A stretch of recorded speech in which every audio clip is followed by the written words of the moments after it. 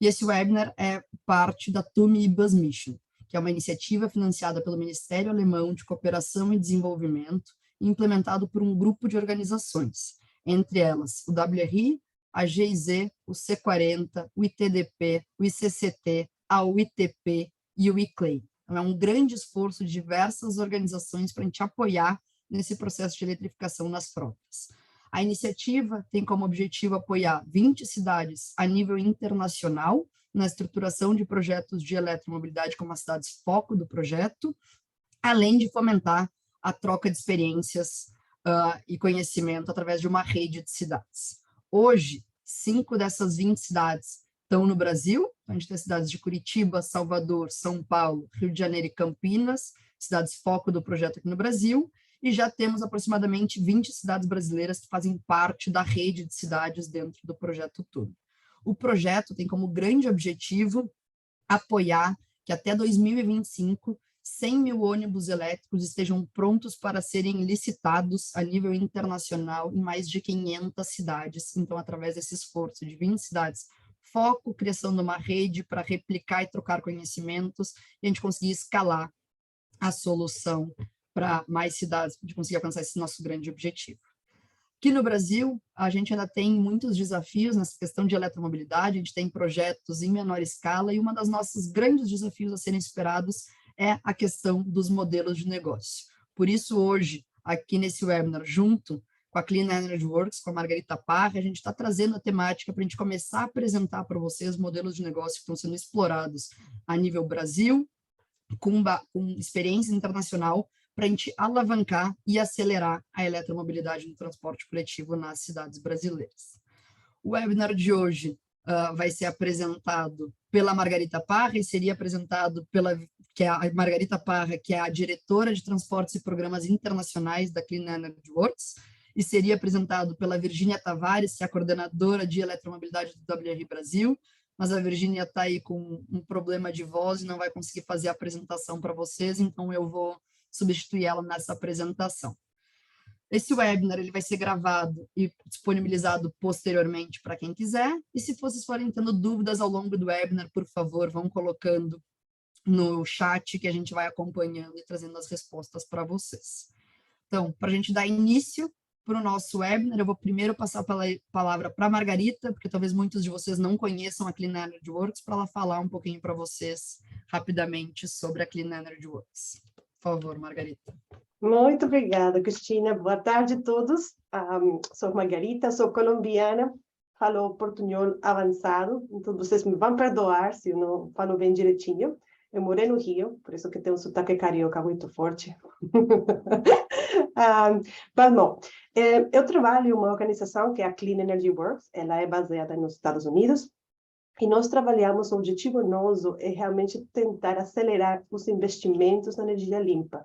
Nós estamos convencidos da crise climática e dos benefícios econômicos que traria para todos nós, para toda a população, o ter as tecnologias limpas. Eu trabalho também em vários outros países e como somos uma organização muito pequena, a gente trabalha em parceria. Tenho trabalhado com o WRI muitos anos, muito contente de estar aqui com vocês, compartilhando tudo que a gente tem aprendido sobre modelos de negócios para procurar ônibus elétricos. Passo de novo para minha companheira Cris.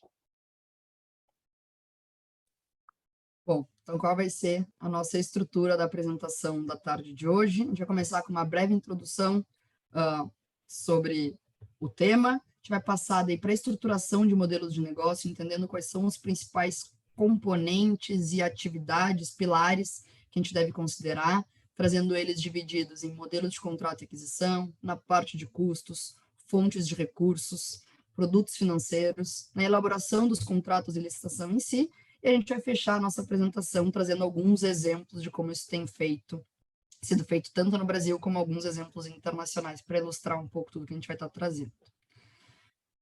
O que são, então, existem diferentes possibilidades dos arranjos de modelos de negócio que vão variar.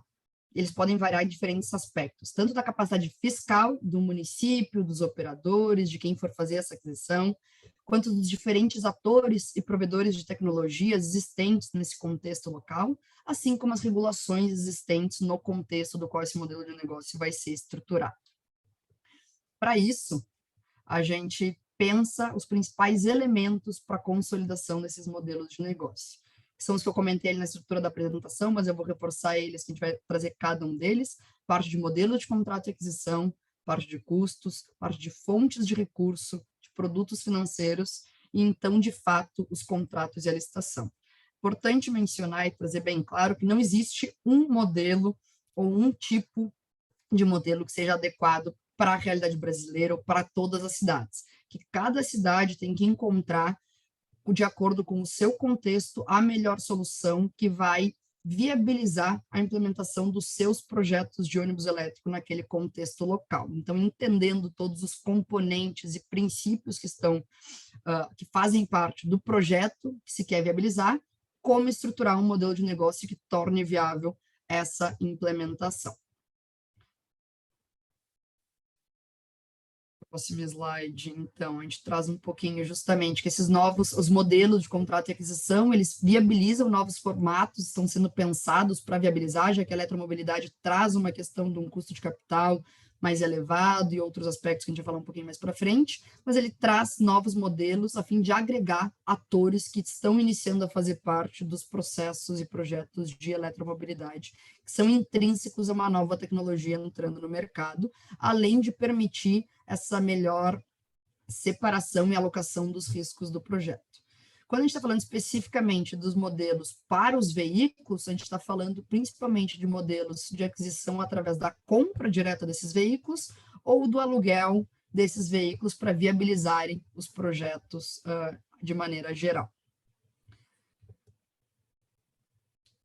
Quando a gente está falando de compra, né, o que seria a compra desse veículo? É a forma mais tradicional que a gente tem nos nossos sistemas de transporte coletivo, de maneira geral. Ela pode ser feita tanto pelo ente público, então pelas prefeituras, por meio de licitação, ou pelo ente privado, através dos contratos tradicionais de concessão que estão vigentes, pode ser feita essa aquisição do veículo elétrico. Essa compra pode ser feita à vista ou financiada, e essa compra também pode ser feita de maneira conjunta para aproveitar os ganhos de escala.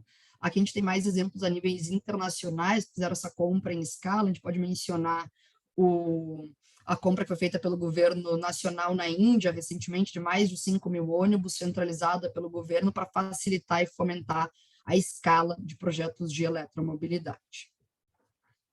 Falando, então, da próxima slide, por favor, que a gente está falando do aluguel. O que aluguel permite que a gente traga para a nossa realidade? Ele reduz essa necessidade de investimentos iniciais, já que a gente não vai mais ter um aporte de capital no início, a gente está fazendo uma distribuição desses valores ao longo da vida útil, então diminui esses investimentos iniciais. Possibilidade de estruturar o fornecimento de uma maneira inovadora, já que a gente está trazendo esse modelo de locação para os sistemas de transporte coletivo que não eram usuais. E, além disso, quando a gente está falando de modelos de locação, a gente tem dois principais modelos que podem ser explorados, que a gente fala do aluguel total do veículo, então um veículo com todas as suas peças, ou o aluguel parcial ou de componentes. Normalmente, esse aluguel no qual a gente dissocia, ele é parcial, ele é aplicado mais especificamente apenas às baterias desses veículos elétricos para serem viabilizados. Depois de falar um pouquinho, então, do modelo de compra e locação, a gente traz quais são os principais componentes que a gente tem aí num projeto de eletromobilidade. A gente tem essa posse do veículo e das baterias, a gente tem a manutenção desses veículos, de como ela vai ser feita, a gente tem a operação em si desses veículos, a posse das garagens, além da infraestrutura de recarga, que é uma nova infraestrutura que não existe nos sistemas a diesel tradicionais. E a gente tem as diferentes composições. Essa tabela traz uma ilustração da complexidade que é montar um modelo de negócio e das diferentes possibilidades de combinação, e onde cada um desses componentes associado ao projeto de eletromobilidade pode estar alocado. Então, muitas vezes ele pode estar alocado na empresa operadora, ela sendo pública ou privada, pode estar associado ao poder público diretamente, então a posse dos veículos, quando essa compra é feita pelo poder público, ou a própria posse das garagens, quando o poder público disponibiliza essas garagens para o sistema e a infraestrutura de recarga. Os próprios fabricantes do veículo podem entrar nesse processo como donos do veículo, então tendo a posse desses veículos, algumas vezes com a parte de manutenção desses veículos também, e com a infraestrutura de recarga. As empresas de energia, que são um novo ator que está fazendo parte desses projetos de eletromobilidade, também muitas vezes podem entrar com a posse desses veículos ou com infraestrutura de recarga, e algum outro ente privado, um investidor que entra com aporte financeiro, também pode ter diferentes atribuições dentro dessa alocação. Então, essa tabela aqui só traz um ponto que eu trouxe no início, de que cada cidade precisa entender qual é o seu contexto local para estruturar o modelo de negócios mais adequado à sua realidade. O que a gente traz muito são os insumos e alguns passos importantes de serem considerados na elaboração e na construção do modelo adequado para a realidade de cada cidade. Passando, então, para a parte de custos, eu vou devolver a palavra para a Margarita para ela apresentar essa parte para vocês. Obrigada, Cristina. Eu só vou fazer ênfase no tema que a Cristina falou. Essa tabelinha, na verdade, em cada cidade vai ser diferente, por conta de que em cada cidade, em cada local, tem atores diferentes, com escopos de trabalho diferentes. Então, é muito importante para vocês saberem que não tem uma receita para modelos de negócios que pode funcionar. Inclusive, no país, na Colômbia, o que funciona em Bogotá não vai funcionar em Medellín, em Cali. Mas o que é bom é as possibilidades, são as possibilidades. Então, por onde começar? E se vocês têm perguntas aqui entre a Cris e eu, vamos poder responder se ficar muito complicado. Como começar? A primeira etapa que a gente segue para saber, para determinar, identificar qual o melhor modelo de negócio, é identificar todos os custos. E, na verdade, temos que entender qual é o impacto do projeto, não só no início do projeto, mas ao longo do prazo do projeto. Na verdade, para ônibus elétricos, se fala de um termo de 15 anos, não? Em que o ônibus realmente pode ter uma vida útil. Muitas vezes as baterias só têm vida útil de 8 ou 7 anos, então a gente sempre tem que pensar no reemplaço dessa bateria. Mas tem questões de que os ônibus elétricos, as características deles, eles têm uma duração maior que os ônibus diesel, né? Muitas vezes, os ônibus diesel, mesmo que as pessoas usam por muitos anos, né? Não são renovados, mas, na verdade, os ônibus elétricos, como tal, por o desgaste é menor, eles podem durar até mais tempo. Mas o análise que a gente faz é há 15 anos.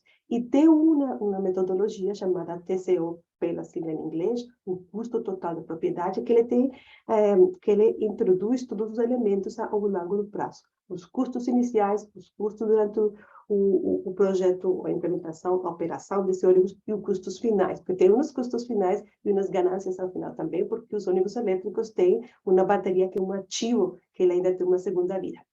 Passo seguinte, eu vou explicar bem direitinho, como sempre. Bom, vou fazer aqui um quiz rapidinho. Esses dados que vocês veem aí são de uma cidade no meu país, chamada Pasto. Alguém aqui no público tem estado na cidade de Pasto? Pode colocar aí no texto, se algum de vocês conhece essa cidade. E a Lídia não conta, porque eu sei que a Lídia foi lá. A Lídia da equipe do WRA nos Estados Unidos, eu sei que ela foi. Mas se algum de vocês conhece, é uma cidadezinha no sul da Colômbia, lá do lado do Equador. O alcalde, o prefeito de Pasto, está muito interessado em fazer esse reemplaço de frota, e ele pediu, como outras cidades, fazer esse estudo de factibilidade, e a gente fez essa análise. Eu vou mostrar para vocês esse gráfico, que é números de dados reais da análise que a gente fez. As caixinhas azuis são os custos de capital, os custos iniciais, e eles incluem os custos dos ônibus, das baterias, da infraestrutura de recarga, da instalação, dessa infraestrutura de recarga, porque ela não existe ainda, né? Da adequação também do sistema elétrico, não? Se você precisa de transformador, outro tipo de medidor, tem bastante coisa nova que tem que ser implementada. Vocês que já têm algumas experiências no Brasil, vocês sabem que, na verdade, é muito mais que tem a ver com o ônibus elétrico. Por isso que a caixinha azul do custo de capital inicial é muito mais alta, até 2 vezes mais, 3 vezes mais, maior que os custos do ônibus diesel. Os custos azulzinhos leves, azul celeste, né, azul da Argentina, esses são dos custos financeiros. Os custos financeiros, ou FINEX, são os custos que tem de pedir o capital em empréstimo ou para investimento, né? Os juros, o interesse, que custa trazer esse investimento inicial. Esses juros poderiam ser zero se a gente tivesse dinheiro de fundos não reembolsáveis, não? Mas sabemos que nossos países não têm esses fundos tão disponíveis, mesmo a gente tem que entrar em um arranjo de produtos financeiros e financiamento. neste caso, a gente usou uma taxa compensada, que foi provista pelo Banco Nacional de Desenvolvimento na Colômbia, o Banco Nacional, tipo BNDES, lá em FINDETER, que tinha para a época que a gente estava fazendo essa análise, uma linha para a fronteira elétrica. A gente fez essa análise com esse custo de capital. E as caixinhas laranja, elas são os custos operacionais e de manutenção. A laranja mais escura, esse compete ao custo de a compra de combustível. E vocês veem aí que aí realmente que compensa. Ao longo do tempo, as tecnologias elétricas, elas usam menos combustível em quanto ao custo, porque primeiro, o motor elétrico é muito mais eficiente. E segundo, que o custo da eletricidade, no geral, não pode falar em todos os locais, mas é muito mais barato que o combustível fóssil. E o custo de manter os ônibus e a infraestrutura de recarga, as duas manutenções que estão aí, são muito menores. Nesse caso, na Colômbia, a gente vê, eu sei que não é em todo local, que ao longo de 15 anos, o TCO, o custo total de propriedade do ônibus elétrico, é 11% menor. Quer dizer, tem uma economia de 11%. Isso funciona na Colômbia porque eu sei que em outros locais ainda não chegamos à paridade. Na Colômbia, precisamente, a gente chegou a esses números por várias razões, mas uma delas é porque os custos iniciais de capital estão sendo realmente compensados pela Política Nacional de Eletromobilidade, que tem redução de impostos de renda, imposto de propriedade, imposto de registro, e também redução do imposto de importação. Isso tem sido chave para que este tipo de análise feche na Colômbia.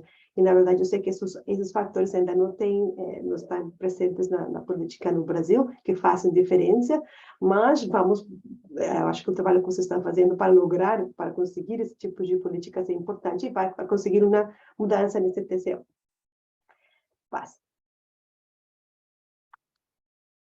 Ótimo. Então, vamos fazer aqui para ter vocês bem acordados. Espero que ninguém tenha sonho até o momento. Vou fazer um quiz. Espero que tenha escutado o que a Cristina e eu temos falado. Vamos fazer aqui um quizinho pequenininho, rápido, que vocês vão gostar. Então, participem e vai entrar de novo ao mente. A gente tem umas perguntinhas para vocês. Eu vou ler as perguntinhas, enquanto a Virgínia... Vocês já podem estar entrando. Exatamente. A primeira pergunta que a gente tem para você é: para a implementação de eletromobilidade, existe uma solução única para o modelo de negócios ou não? Verdadeiro ou falso? Olha só todas as pessoas que entraram aí. Um monte de bichinho. Bem-vindos.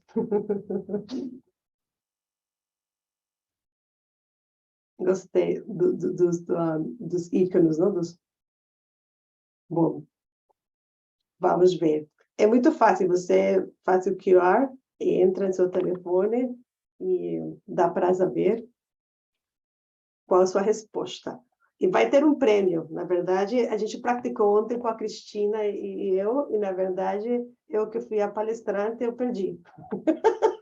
Não, mas não por respostas. É porque também conta o tempo, que tão rápido vocês estão selecionando essas perguntas.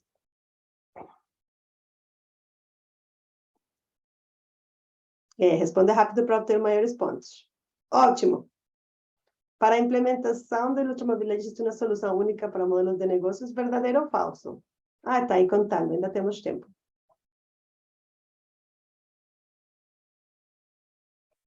Vamos ver se as palestras têm sido claras. Acabou o tempo. Falso, 24 pessoas. Muito bom. Na verdade, temos que falar com essa outra pessoa que falou verdadeiro. Porque não é. Na verdade, não existe uma única solução. Por isso, a caixinha com as diferentes formas de combinação e arranjo, como fala a Cristina, para uma optimização das condições para cada cidade. Bom, segunda pergunta.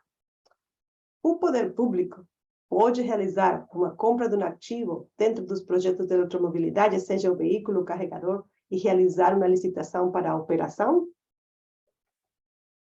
E também pergunta da tabelinha. Por se vocês estão acordados com a pergunta.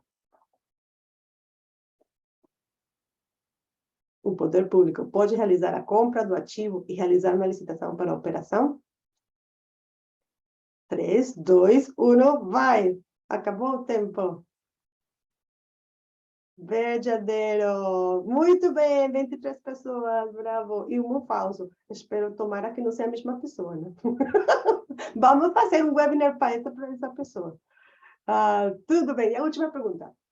O custo total da propriedade, e que eu falei, auxilia em um maior entendimento do impacto do projeto e, assim possível, prospectar recursos? 10 segundinhos. Eu sei que meus colegas do WRI Brasil estão tomando nota aqui de quem está fazendo, quem está respondendo. Não, verdade, mentira, é anônimo. Verdadeiro, 25, muito bem, muito bem. Ainda temos um falso, mas tudo bem. E a última perguntinha. O TCO depende exclusivamente dos custos de capital e financeiros do projeto? Verdadeiro ou falso?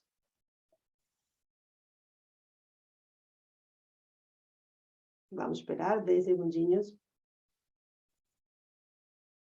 para nossos 24 participantes da dinâmica.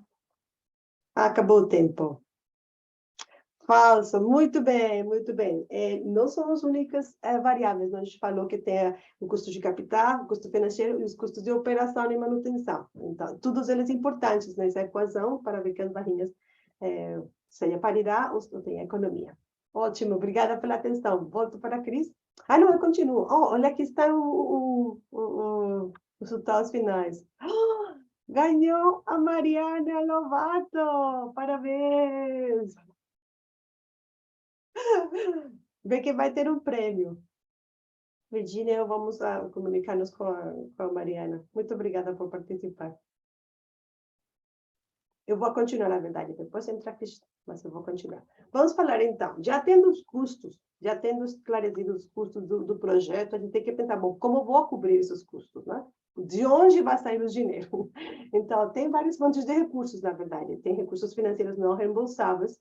Em alguns países, como a Índia falou, a Cristina tem um fundo nacional, não? Um programa que chama FAME, que é um fundo nacional. Não todos os países têm essa sorte, mas tem algumas possibilidades. Então, tem recursos diretos e recursos indiretos. De recursos diretos, nós temos a receita tarifária, que existe em todos os países, né? O que recebem pelo serviço, via tarifa. Temos o orçamento público, que em muitos lugares ele cobre parte dos custos. Na Colômbia, nós temos uma coisa chamada o Fundo de Estabilização Tarifária, FET, que é do orçamento da cidade e paga parte dos custos. E também temos outras receitas, e aí é muito importante, porque tem cidades que têm inovado em como eles fazem uma receita, podem recaudar, conseguir dinheiros de outras fontes dentro da cidade, taxas, registros, para poder fazer um fundo para cobrir esses custos do transporte público. E também tem, obviamente, como falei, alguns fundos nacionais ou em outros lugares regionais. E tem recursos indiretos também, que são os que eu falei dentro da Colômbia, como os incentivos fiscais. Eles não são dinheiro que você recebe, mas é dinheiro que vai contar porque reduz os custos totais. Continua. Muito importante na mobilidade elétrica é que essa bateria que eu estava falando, ela tem uma vida útil, uma segunda vida útil, inclusive na terceira vida útil. Então, no final, nas contas financeiras, você tem que ter em conta que tem um valor residual dessa bateria que pode ser reutilizado por parte do balanço financeiro. E enquanto a esses recursos alternativos e novos que têm surgido para a eletromobilidade, tem a taxação de congestionamento, que tem sido usado em alguns lugares, e a cobrança por estacionamento. E aí eu vou tirar o chapéu para São José dos Campos, que eu sei que vocês e a Cristina vai falar mais tarde, é uma das cidades pioneiras em usar esse tipo de mecanismos, né, para poder fazer compra de ônibus elétricos. Inclusive, nós estamos usando vocês para um estudo em Medellín, que estamos fazendo com meus parceiros da Sebra, o projeto Sebra Medellín, para analisar diferentes mecanismos de trazer novos fundos para financiar a mobilidade elétrica, e esse é um deles. Então, obrigada. Continua. Virginia? Bom, aí passo para a minha colega Cristina, que vai falar de produtos financeiros. Obrigada, Margarita. Só reforçando que se alguém tiver alguma dúvida enquanto a gente for falando, podem ir colocando no chat que a gente vai tentando responder durante a apresentação, ou no final a gente também está reservando um tempo para a gente conseguir fazer uma parte de perguntas e respostas. Entrando então na parte de produtos financeiros, o que seriam os produtos financeiros, né? Eles representam as formas de mobilizar o capital para o nosso projeto. São recursos com expectativa de amortização, ou pagamentos futuros, e eles podem ser do capital dos investidores, dos instrumentos de dívidas, e incluem também as garantias. Passando para o próximo, a gente fala mais um pouquinho desses três. Então, quando a gente está falando dentro de produtos financeiros, o capital, então o que é a utilização do próprio capital para a compra desses veículos. Quando a gente está falando de dívida, a gente tem diferentes tipos, a gente está falando através de empréstimos, que daí pode ser feito, quem tem acesso, né, as entidades públicas e ou privadas, que são responsáveis pela execução do projeto, podem tomar esses empréstimos para viabilizar a implementação do projeto. A gente também fala de títulos de dívida, né, que são as debêntures incentivadas ou não, as letras, que são financeiras, que são os títulos emitidos pelo Tesouro Nacional, ou notas promissórias, que daí também quem utiliza e tem acesso através do governo federal, bancos ou empresas privadas que podem acessar esses tipos de títulos para viabilizar e arrecadar esses recursos para os projetos de eletromobilidade. E a gente ainda tem o último grupo dentro dos produtos financeiros da parte das garantias, que são as estruturações de mecanismos de garantias, como os fundos de contingência, então como vão ser amarradas e estruturadas a garantia para garantir esse pagamento para quem está fazendo o investimento do projeto, e quem utiliza essas garantias, então, é o fornecedor do capital ou da dívida. Ele pode acessar essas garantias para viabilizar, para garantir a estabilidade do projeto. Quando a gente entra na última parte aí da nossa questão do modelo de negócio, a gente está falando de elaboração de contratos e licitações. Então, os contratos, eles têm as diferentes, os contratos nesse momento, a gente não está entrando na parte de operação do sistema, então a gente não entra com a necessidade de considerar, neste momento, quando a gente está falando de modelo de negócio, mas claro que quando a gente está falando do projeto como um todo, isso é fundamental de ser considerado nessa estruturação. Então, os tempos de recarga, infraestrutura de recarga, capacitação dos funcionários, eles não estão fazendo parte dessa nossa conversa neste momento, mas eles são fundamentais de serem entendidos para a gente conseguir saber quantos veículos elétricos a gente necessita para a nossa operação, como vai ser feito esse projeto. Então, a gente tem uma parte inicial de entender a parte da operação, antes de conseguir estruturar um modelo de negócio que viabilize o projeto, que é muito importante também. E, além disso, quando a gente está falando da elaboração de contratos e licitação, é importante que, com a adoção da eletromobilidade, a gente use essa margem para incorporar sanções e multas ao não atendimento de normas ambientais do nível de emissões de poluentes previstos dentro dos nossos contratos a serem utilizados nas nossas cidades.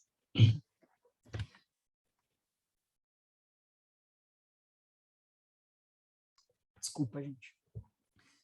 Quais são os nossos, então, como que a gente pode pensar nessas divisões dos diferentes componentes e contratos que estão envolvidos dentro dos nossos projetos de eletromobilidade que a gente estava mencionando? A gente tem uma parte dos veículos, que, como a gente mencionou, ele pode ser feito através da compra ou da locação. A gente tem essa parte de treinamentos e manutenção. A gente tem a parte da infraestrutura de recarga, que é o fornecimento, a instalação e a manutenção de toda a infraestrutura de recarga. E, além disso, também é parte fundamental como vai ser feito esse fornecimento de energia para os nossos projetos de uma geração limpa também. Além disso, a gente não tem aqui especificamente na figura, mas é importante também falar das garagens, que a gente mencionou lá no início, que também são importantes para a gente estruturar esses modelos de negócio. Desculpem, eu falei que eu ia fazer a apresentação no lugar da Virgínia, que ela não estava muito bem da garganta, e agora eu estou aqui também sofrendo um pouquinho, mas vamos lá. Então, a parte agora, para a gente ter um tempo ainda de tentar explorar com vocês algumas perguntas e respostas, a gente vai entrar agora na parte de exemplos que a gente tem vivenciado aí, trazendo exemplos do estado da Bahia, de Salvador, de São José dos Campos, de São Paulo e de Cali, também um modelo específico que a Margarita vai trazer bastante detalhes para a gente, que é o modelo Pays as You Save. A gente viu aí viabilizado recentemente aqui no Brasil, a gente está trazendo exemplos mais próximos da nossa realidade, a compra de 20 ônibus elétricos padrão pela Agência de Regulação do Estado da Bahia, a Gerba, e a operação desses veículos e manutenção vai ficar como responsabilidade das empresas operadoras. Então, foi feito um pregão eletrônico, do qual foram feita a aquisição desses 20 veículos elétricos para o Estado da Bahia. Então, foi um modelo de compra pelo poder público, um modelo que viabilizou para o Estado da Bahia. Quando a gente olha também, ainda na Bahia, mas agora falando especificamente da cidade de Salvador, foi realizada recentemente também a compra de 8 ônibus elétricos padrão, mas tem a previsão de expansão para as próximas fases do BRT na cidade. Essa compra foi feita através das próprias concessionárias, são dos operadores que têm o contrato vigente, com investimentos feitos por eles. A infraestrutura de recarga vai ser feita, está sendo feita, está em curso uma licitação pela prefeitura para capacidade de carregamento de 20 veículos simultaneamente. Esse processo iniciou recentemente, então os primeiros veículos vão operar com alguns carregadores que vão ser instalados na cidade em breve, antes ainda dessa licitação ter um vencedor e estar com a infraestrutura toda já em andamento, em operação na cidade. A operação vai ser assistida desses primeiros veículos com linhas circulares entre a região do shopping, da Bahia e da Pituba. A inauguração está prevista do BRT já agora para o final desse mês, na próxima semana, dia 23 de setembro, na cidade, iniciando aí com alguns veículos elétricos essa operação também.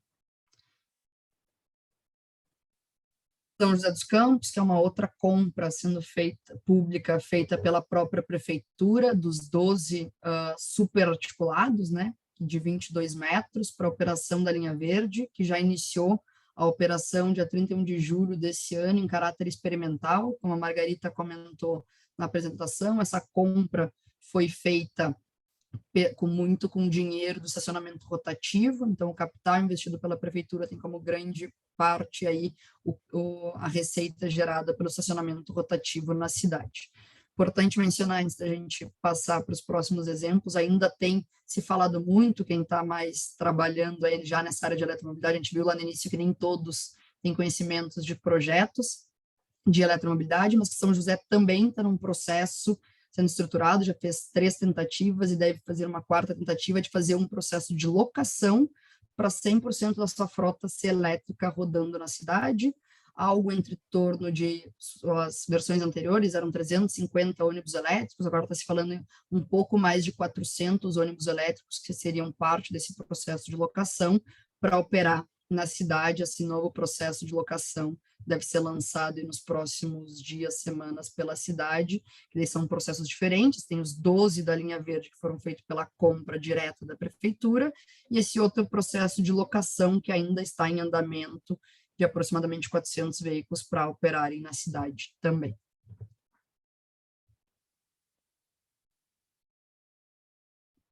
Ótimo. Bom, Vou pegar Margarita, daqui.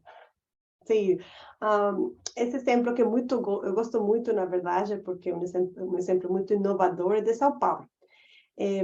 Foi um projeto que iniciou justo na pandemia, né? Então, a pandemia, na verdade, aconteceu com a Colômbia também.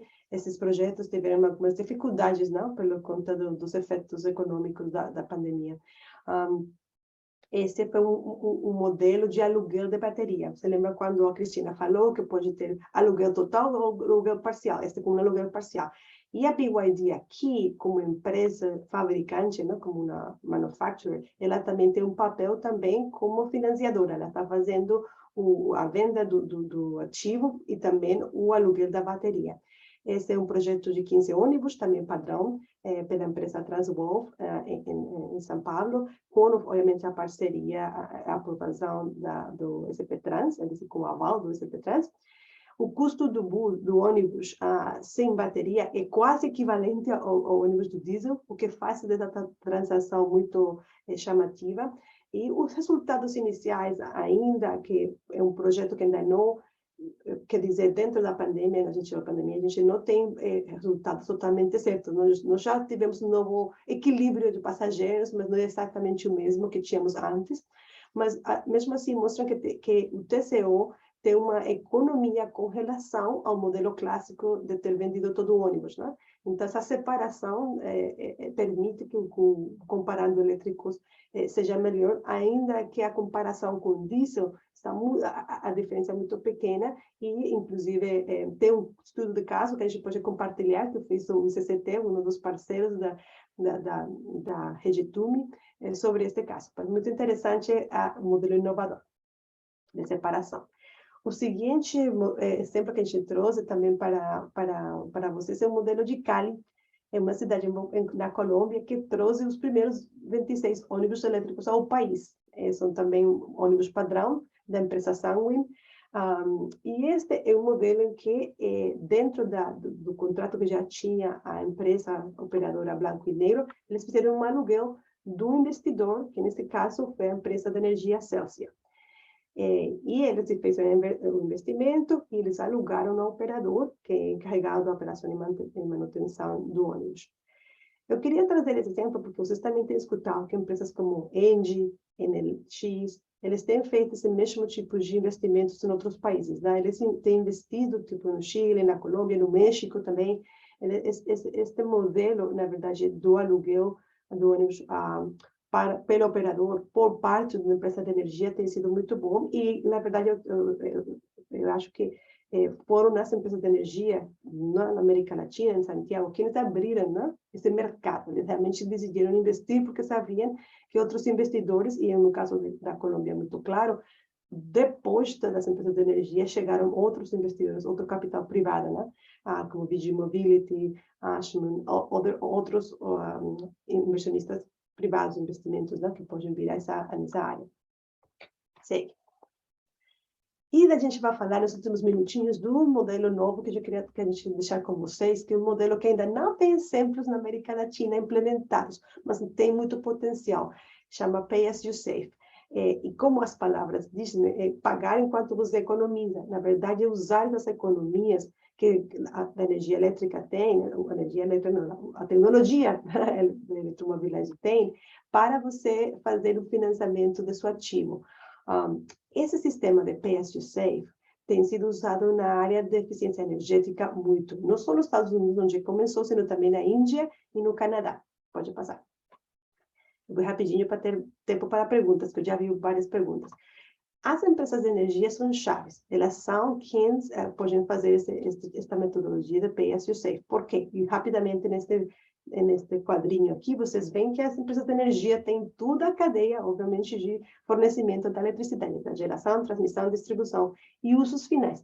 Nos usos finais, o que depois do medidor, são investimentos que pertencem, na verdade, a investimento privado, no geral, ou aos moradores das casas, aos donos dos ônibus.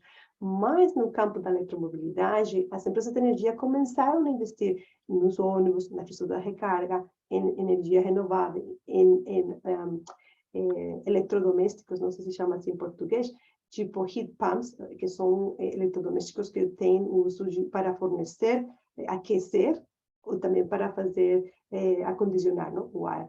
Esse tipo de ativo, quer dizer que o morador da casa pode comprar, as empresas de energia, dentro do Pay As You Save, podem investir. E você pode pagar na conta da eletricidade, porque você vai economizar.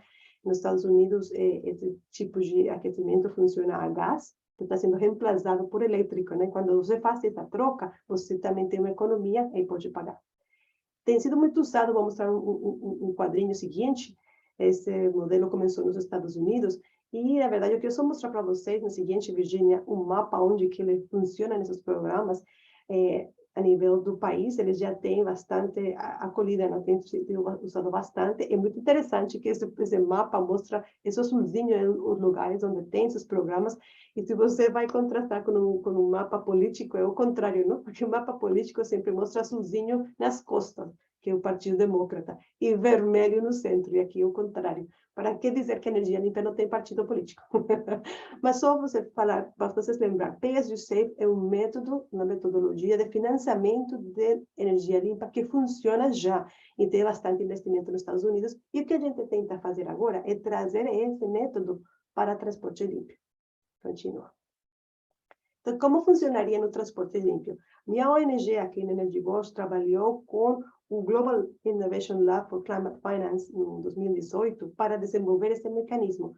E vou deixar aqui com vocês toda a informação do que a gente fez, mas na verdade o instrumento é um desses arranjos que a Cristina falou, no qual a empresa de energia vai investir nas baterias, é quase como um leasing parcial, mas não é um leasing, é um cost recovery, quer dizer que a empresa de energia está recuperando os custos desse investimento através de uma taxa de serviço na conta da luz.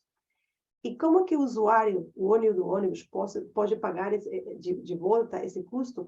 Com a economia, porque precisamente mudar de elétrico, de diesel a elétrico na operação e manutenção tem essa economia. Então, enquanto essa economia exista, você pode pagar esses custos sem o impacto à bolsa do usuário. Essa é a ideia. Na verdade, o Pay-as-you-save permite que você consiga adquirir, aceder a tecnologias limpas sem ter mais custo. Mas precisa que a empresa de energia investa a sua parte, né? Continua. Para ilustrar vocês e deixar os últimos 10 minutinhos para perguntas, tem 2 exemplos desse projeto de Pay-as-you-save. Um deles é em Detroit. Nós temos sido uma das organizações dando apoio técnico a Detroit, a empresa de energia lá, que é a DTE, e eles estão fazendo esse projeto chamado Transit Batteries. E eles vai ser aprovado agora em novembro pela Michigan Public Commission. E a gente, o que vai ver desse piloto é que a empresa de energia vai investir nos ônibus de transporte público elétrico no Detroit, investindo nas baterias. E a agência de transporte de Detroit, ela vai usar outros recursos para cobrir o resto do ônibus. E eles vão recuperar os custos, vou mostrar na seguinte tabelinha, passa. A empresa de energia, pode passar? A empresa de energia vai recuperar esses custos da seguinte forma. Vocês veem aí o custo da bateria para a DTE, que é a barra azul mais escura, e eles têm 3 formas de recuperar. Só vou falar aqui, eles falaram que a vida útil de uma bateria é 12 anos. Eu sei que vocês vão pensar, no Brasil tem falado que é 7, 8 anos. É diferente, na verdade, cada país tem garantias, como falou Cristina, diferentes para a tecnologia e para os financiamentos. Neste caso, 12 anos. E a empresa de energia vai recuperar com essas 3 outras barrinhas de cor azul. Primeiro, com o custo do off-peak charging, quer dizer, a empresa de energia está premiando a empresa de transporte para ela fazer o charging at night, à noite, porque quando mais precisa da empresa de energia para balancear a rede, né? Segundo, com o valor residual da bateria, que é muito importante. Essa bateria, a gente fala, tem um valor aqui, está também estabelecido, mais ou menos, como vocês veem, 10 a 15% do custo da recuperação. E a última barra, azulzinha do lado direito, essa barra é justamente essa transferência entre CAPEX a OPEX. E nesse caso, o usuário vai pagar um custo operacional do resto da bateria. E ela vai ser menor da economia, que vai ser menor de todos os savings, né, que tinha a empresa operadora quando passa de diesel a elétrico. Neste caso, foram $1.000 por mês. E está baseado no tamanho da bateria, a quilometragem, os custos da eletricidade. Quer dizer, esse exemplo que vai ser implementado em Detroit vai mostrar que, em realidade, quando tem essa parceria entre a empresa de transporte e a empresa de energia, pode funcionar. Na verdade, os dois estão investindo e estão distribuindo os riscos da melhor forma. E o segundo exemplo que eu trouxe para vocês, na verdade, nós estamos tentando implementar este modelo na Colômbia, com Medellín, com meus colegas da Zebra. A gente trabalhou com a EPM, Empresas Públicas de Medellín, e eles a EPM propôs um modelo similar, eles chamaram Energy as a Service, igual que o DTE. Na verdade, estávamos muito entusiasmados com esse modelo lá. Também as empresas operadoras não tinham fundos na Conab, porque a gente não tem fundos, mas o operador ia pedir uma dívida, um investimento, a fim de ter, que falei para vocês que na Colômbia tinha uma linha direta para a eletromobilidade. Embora aconteceu que a pandemia chegou e estes custos que a gente possibilitava na economia não conseguiram ser constantes. A demanda de passageiros baixou, então a receita tarifária diminuiu e, na verdade, não fechou também os números, né? Mas foi proposto e, para mim, tem sido exemplo, quer dizer, quando tenhamos condições econômicas necessárias, vamos poder, de repente, implementar, mas foi muito bom, pelo menos, ver um exemplo de interesse na América Latina para esse modelo. E aí eu vou parar, mas eu queria só, antes de dar para a Cristina para fechar, falar para vocês que nós estamos disponíveis para qualquer pergunta sobre esses modelos. Eu sei que uma hora não é suficiente para toda a informação sobre os modelos novos, é um pouquinho de dados que a gente quis deixar para vocês sobre o que está acontecendo no mundo. Tem outros modelos que a gente não trouxe hoje, não tem, mas estamos à disponibilidade para compartilhar essas informações e que vocês, em suas cidades, fiquem com a curiosidade, não? Como podemos fazer o melhor arranjo para as cidades brasileiras. Cristina. Obrigada, Margarita. Acho que antes da gente passar, que eu acho que é justamente o objetivo, como você estava trazendo, uma primeira sessão para a gente trazer uma conteúdo sobre o modelo de negócio, mas a gente tem algumas perguntas aqui, porque a ideia também é entender que outros tópicos é explorado daqui para frente, que a gente também tem um público mais diverso, como a gente viu lá no início, pessoas que nunca tiveram experiência com projetos de eletromobilidade, um pouquinho mais da metade já tinha tido experiência, então trazer uma primeira sessão de conteúdo para a gente sensibilizar e trazer as necessidades de cada a serem consideradas. Então, só trazendo um pouquinho de respostas, porque já foi surgindo aqui, se esses projetos têm considerado a geração de energia distribuída, ou fotovoltaica e tudo mais. Sim, quase todos os projetos têm, de alguma maneira, considerado a geração de energia limpa para a geração da energia que vai ser utilizada nesses veículos, nem sempre nas garagens, porque muitas vezes a área das garagens não é suficiente para a energia fotovoltaica ser gerada para abastecimento desses veículos, mas estão sendo previstos contratos de geração distribuída para abastecimento desses veículos também. Posso trazer de novo, até eu vi aqui que tem o Paulo, está aqui, que é de São José dos Campos, tem outras pessoas também, que o contrato, a Prefeitura de São José dos Campos, para esses 12 veículos que eu mencionei, que foi feita a compra pela Prefeitura, a Prefeitura de São José dos Campos tem como meta também ter a geração de energia limpa para todo o consumo da própria Prefeitura. Então, eles têm contratos e fizeram licitação de compra de energia, não só para os veículos, mas para o uso geral da própria Prefeitura da energia, para serem sempre associadas a fontes de energia renováveis no uso dos veículos, mas também para a própria cidade. E para essa licitação que também está sendo prevista, também vai ser feita uma licitação separada para a energia, pensando em fontes de energias renováveis também para abastecimento desses veículos. Então, sim, é sempre importante, como parte desse processo de eletrificar as frotas, além de qualificar o sistema de transporte coletivo, pensar sempre nas fontes de energia que vão ser utilizadas para o abastecimento desses veículos. A outra pergunta que surgiu aqui, se a gente tem conhecimento de algum convênio de que foi compra feita pelo Estado e operação diretamente na cidade. Aqui no Brasil não tenho conhecimento de nenhum exemplo já no momento. Esses ônibus do Estado da Bahia, que foi feita a compra pelo governo do Estado e vai operar no sistema metropolitano, então também é um sistema de gestão do governo do Estado, onde esses veículos vão operar.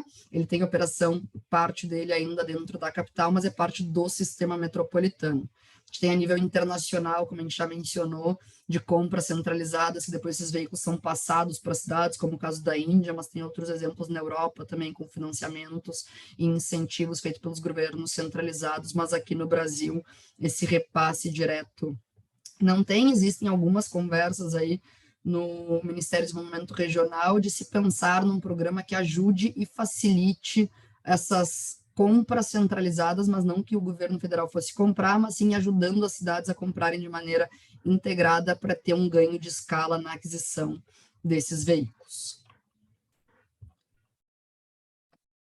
Pedir perguntas. Foi mais isso? Estou vendo aqui que o Paulo... pergunta sobre o modelo utilizado pelo governo do Estado da Bahia. Isso, mas foi a compra direta dos veículos e a operação dos ônibus vai ser feita no sistema metropolitano. Disso foi feito um modelo de pregão eletrônico para aquisição desses veículos, por tomada de preço. E estou vendo aqui que eu mencionei antes o Paulo, que ele está trazendo mais informações, deixou aqui o link no site, que além da compra de energia por gerações distribuídas, também está gerando energia por parte do aterro sanitário na cidade, com o link para quem tiver interesse. Bom, antes da gente encerrar o nosso webinar, a gente gostaria também de ter uma avaliação que vai vir para a tela agora como mais um último mente para a gente ter com vocês, que é entender, como a gente falou, a gente estava nesse desafio de qual conteúdo trazer, já que é um tema tão complexo, um tema muito novo, a gente tem diferentes estágios de conhecimento entre as cidades que a gente tem aqui no Brasil. Então, se vocês puderem ingressar, a gente tem 2 perguntinhas para vocês aqui nessa dinâmica de encerramento, que também vão nos ajudar a planejar sessões futuras nessa temática e em outras de eletromobilidade. Então, se vocês puderem ingressar no link, a primeira pergunta é para a gente entender se o webinar ajudou a contribuir com vocês nesse entendimento sobre modelos de negócio para os projetos de eletromobilidade, que está vindo para a tela aqui agora. Então, trazendo os resultados do pessoal, maior parte dizendo que sim, contribuiu, então ficamos muito felizes, sabemos, como falamos já, que tinham diferentes níveis e conhecimentos entre as cidades, os participantes do webinar, então temos algumas pessoas que talvez não tenham contribuído tanto para o seu entendimento, ainda para os modelos de negócio para a eletromobilidade, mas que bom que a maior parte tem esse entendimento. E a nossa próxima pergunta aí é quais seriam os tópicos que vocês gostariam de ver em outros webinars sobre essa temática que a gente possa explorar daqui para frente, já que a gente tinha esse desafio de 1 hora trazer, a gente trouxe conteúdos mais iniciais para iniciar essa conversa sobre modelos de negócio para as cidades brasileiras, e a ideia é explorar novos assuntos no futuro.